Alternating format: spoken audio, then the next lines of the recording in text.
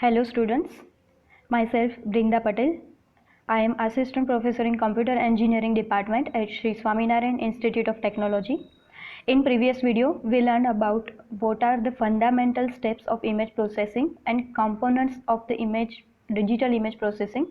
Now continuing from the last video topic of this video is image formation and digitization concepts, elements of visual perception and image formation in eye. So the field of digital image processing is built on a foundation of mathematical and probabilistic formulations.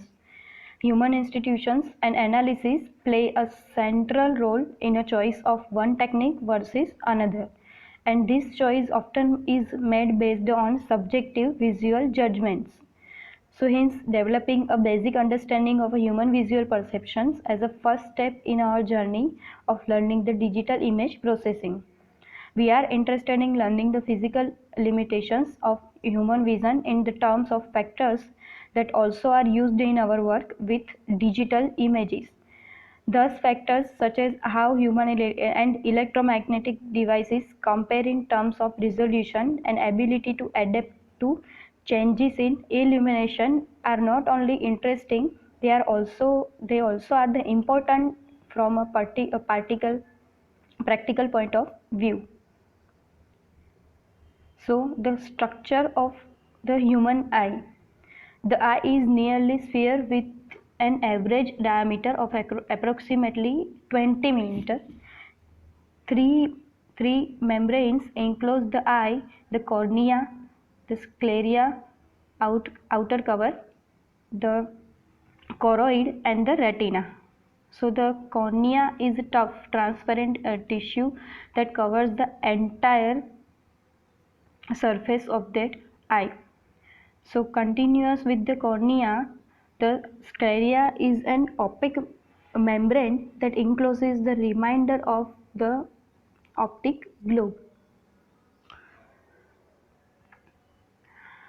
Here we can see the cross section of human eye. The choroid lies directly below the sclera. This membrane contains a network of blood vessels that serve as the major source of nutrition to the choroid coat. Is heavily pigmented and hence helps to reduce the amount of extraneous light entering in the eye and the backcator within the optic globe. At its end, its anterior extreme choroid is divided into the ciliary body and the iris. The central opening of the iris varies in diameter from approximately 2 to 8 millimeters. The front of the iris contains the visible pigment of the eye, whereas the back contains a black pigment. So the lens is made of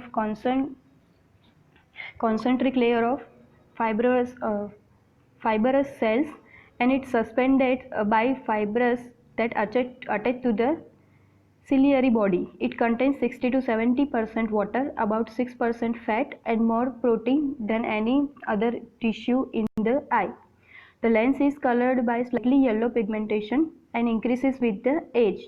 In extreme cases, excessive clouding of the lens caused by the affliction commonly referred to as the cataracts, which can lead to poor color discrimination and loss of the clear vision. The lens absorbs approximately 8% of the visible light spectrum, with relatively higher absorption at shorter wavelength. So both infrared and ultraviolet light are absorbed appropriately by proteins within the lens structure and in excessive amounts, which can damage the eye. The innermost membrane of the eyes is the retina, which lies inside of the walls. Entire posterior portion. When the eye is properly focused, light from one object outside the eye is imaged on the retina. So there are two classes of receptors. One is cones and second one is rods. The cones in each eye member between 6 and 7 million. They are located primarily in the central portion of the retina, which is called the fovea, and are highly sensitive to the color. So humans can resolve fine details with these cones largely because each of one is connected to its own nerve end. Cone vision is called photopic or bright light vision. The number of rods is much larger, some 75 to 150 million are distributed over the retinal surface. So the larger area of distribution and the fact that several rods are connected to a single nerve and reduce the amount of details discernible by these receptors. So rods serve to give a general overall picture of the field view. They are not involved in the color vision and are sensitive to low levels of illumination. For example, objects that appear brightly colored in daylight when seen by moonlight appear as colorless form because only the rods are simulated. A phenomenon is known as the scotopic or dim light vision. Here, the figure shows the density of rods and cones for a cross section of the right eye passing through the region of emergence of the optic nerve from the eye. The absence of receptors in this area results in the so-called blind spot. Except for the region, the distribution for receptor is radially symmetric about the fovea. So receptor density is measured in degrees from the fovea. Receptor density is measured in the degrees from the fovea. So note in figure that cones are most dense in the center of the retina. So that rods increase in the density from the center out to approximately 20 degrees off axis and then decrease in the density out of the extreme periphery of the retina. The fovea itself is a circular indentation in the retina about 1.5 millimeter in diameter. So however, in the terms of future discussions, talking about square or rectangular arrays of sensing elements is more useful. Thus, by taking some liberty in interpretation, we can view the fovea as a square sensor array of size 1.5 mm by 1.5 mm. The density of cones is that area of the retina is approximately 150,000 elements per based on these approximations. The number of cones in the region of highest acuity in the eye is about 337,000 elements. So just in the terms of raw resolving power, a charge coupled device CCD imaging chip of medium resolution can have this number of elements in a receptor array no larger than, while the ability of human to integrate the intelligence and experience with vision makes these types of number comparisons somewhat superficial. Keep in mind for the future discussions that the basic ability of the eye is to resolve detail certainly is comparable to current electronic imaging sensors. So an ordinary photographic camera, the lens has a fixed focal length and focusing at various distances is achieved by varying the distance between the lens and the imaging plane, where the film, or we can say that imaging chip in case of a digital camera, is located. In the human eye, the converse is true. The distance between the lens and the imaging region, which is the retina, is fixed, and the focal length needed to achieve proper focus is to obtain by varying the shape of the lens. The fibers in the ciliary body accomplish this, flattening or thickening the lens for distant or near objects respectively. The distance between the center of the lens and the retina along the visual axis is approximately 17 mm. So the range of the focal length is approximately 14 mm to 17 mm. The latter taking place when the eye is relaxed and focused at the distance is greater than about 3 meters. The geometry in figure illustrates how to obtain the dimensions of an image formed on the retina. For example, suppose that a person is looking at a tree which is 15 meter high at a distance of 100 meter. So letting h denote the height of the object in the rational image. So the geometry of figure yields the retinal image is focused primarily on the region of a fovea. So perception then takes place by the relative excitation of a light receptors, which transforms radiant energy into electrical impulses that ultimately are decoded by the brain. So the next is the brightness adaptation. So because digital images are displayed as a discrete set of intensities, the eye's ability is to discriminate between different intensity levels in an important consideration is presenting image processing results. The range of light intensity levels to which the human visual system can adapt in numerous on the order of from the scotopic threshold to the glare limit. Experimental evidence indicates the subjective brightness is a logarithmic function of the light intensity incidence on the eye. So the figure is a plot of light intensity versus subjective brightness, illustrates these characteristics. The long solid curve represents the range of intensities to which the visual system can adapt. In photopic vision alone, the range is about the transition from scotopic to photopic. So from scotopic to photopic version is gradual over the approximate range of from 0.001 to 0.1 millilambert to in the long scale. So as the double branches of the adaptation curve is this range is it will show.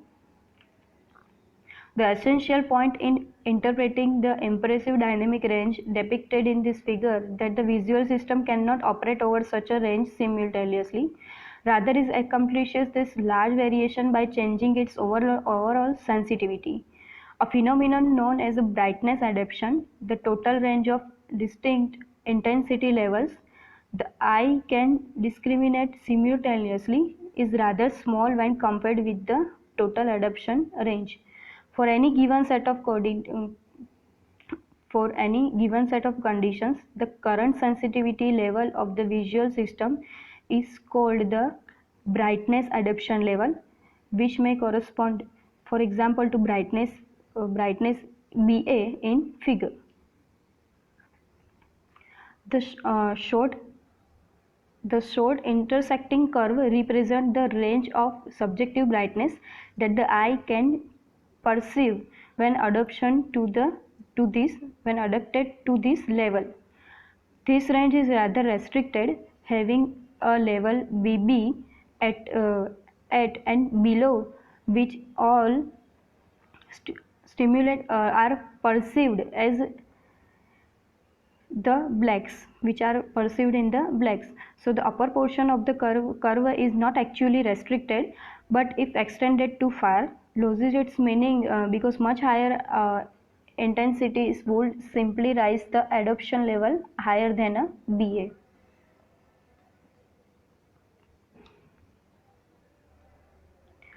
Now, the ability of the eye is discriminate between changes in light intensity at specific adaptation level is also considerable interest. A classic experiment used to determine the capability of human visual system for brightness discrimination consists of having a subject look at a flat, uniformly illuminated area large enough to occupy the entire field of view. This area typically is a diffuser, such as opaque glass. This is illuminated for behind by the light source whose intensity I can be varied. So to this field is added an increment of illumination delta I in the form of a short duration flash that appears as a circle in the center of the uniformly illuminated field.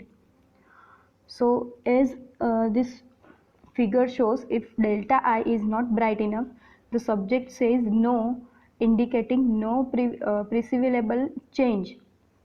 As delta I gets stronger, the subject may give a positive response of yes, indicating a perceived change. Finally, when the delta I is strong enough, the subject will give a response of yes all the time. The quantity delta IC by I, where delta IC is the increment of illumination discriminable 50% of the time with background illumination I. So I is called the Weber ratio.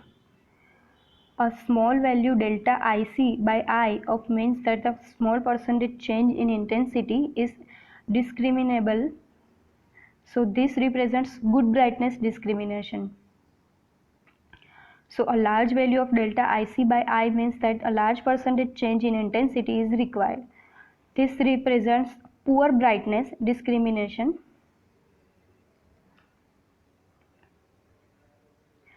A plot of as delta IC by I, a function of log I, has a general shape shown in this figure. So this curve shows that brightness discrimination is poor. So at that time the Weber ratio is large. So at low levels of illumination, it improves significantly as background illumination increases. The two branches in the curve reflect the fact that the low levels of the illumination vision is carried out by the rods. So whereas at high levels, vision is the function of cones. If the background illumination is held constant and the intensity of the other sources instead of flashing is now allowed to vary incrementally from never being perceived to always being perceived, the typical observer can discern a total of one of or 2 dozen different intensity changes. So roughly this result is related to the number of different intensities a person can see at any one point in a monochrome image.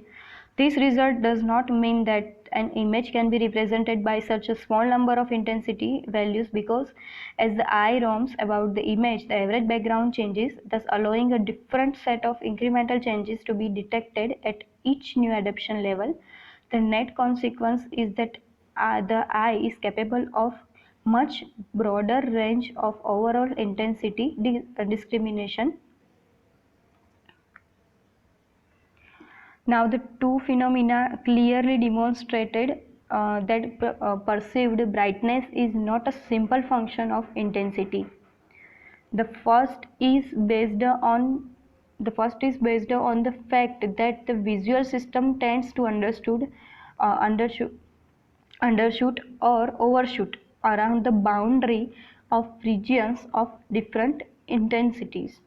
Figure shows a striking example of this phenomenon. So the intensity of the stripes is constant. We actually perceive a brightness pattern that is strongly scalloped near the boundaries. These seemingly scalloped bands are called match bands after a Ernst Mach, who first described the phenomenon in 1960. in 1865. Now, second phenomenon called simultaneous contrast is related to the fact that region's perceived brightness does not depend simply on its intensity, as figure demonstrates.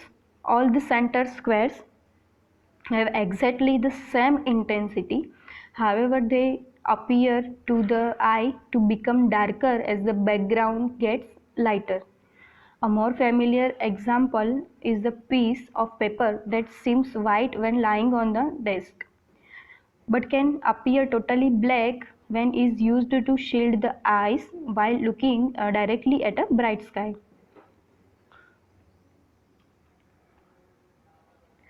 Now some well-known optical illusions.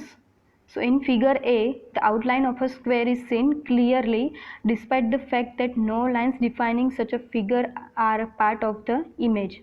The same effect, the time with a circle, can be seen in the figure B.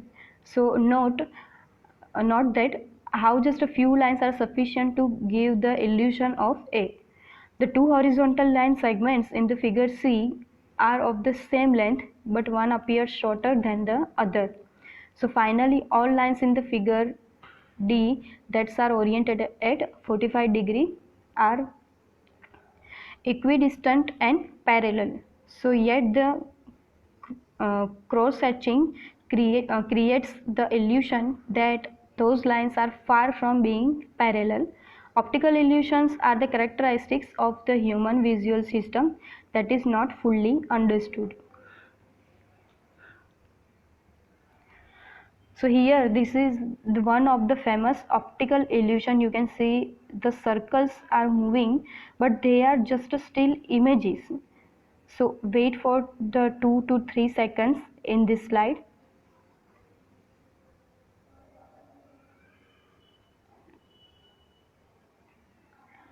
So digitizing the coordinate values of the pixels of an image is called sampling. So digitizing the amplitude of the pixels of an image values is called quantization. Image sampling is known as discretize an image in the spatial domain. So spatial resolution or image resolution is a pixel size or number of pixels in the image. So here figure A shows a continuous image projected onto the plane of an array sensor. Figure B shows the image after the sampling and quantization. So clearly the quality of the digital images is determined to a large degree of the number of samples and discrete intensity levels used in sampling and quantization. Thank you.